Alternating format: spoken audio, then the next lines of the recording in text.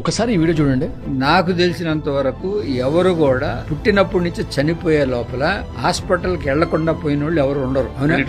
రేపు జబ్బు చేసి ఒక 20 లక్షలు 30 లక్షలు అయిందనుకో, ఆ రోజు ఏం చేస్తారు? ఇన్సూరెన్స్ లేకపోతే వాళ్ళు సేవ్ చేసిన మనీ అయినా లేకపోతే ఏదైనా ల్యాండ్ ఉంటే అమ్మైనా ఆ రోజు ఏంటంటే ప్రాణం అనేది చాలా ఇంపార్టెంట్.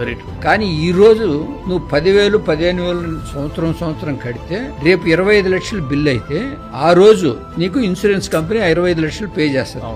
అంటే అది ఇన్కమా ఎక్స్పెండిచర్? ఇప్పుడు ఇన్కమ్. నీ హెల్త్ బాగుంటుంది, తర్వాత నీకు డబ్బులు వచ్చాయి నువ్వు పెట్టిన ఇన్వెస్ట్మెంట్ కి. Boss, it's time to understand its importance. మన గవర్నమెంట్ కూడా ఇన్సూరెన్స్ ని ప్రమోట్ చేయడానికి రీసెంట్ గానే GST పర్సెంటేజ్ ని 0 తీసుకొచ్చింది. Just imagine how crucial it is.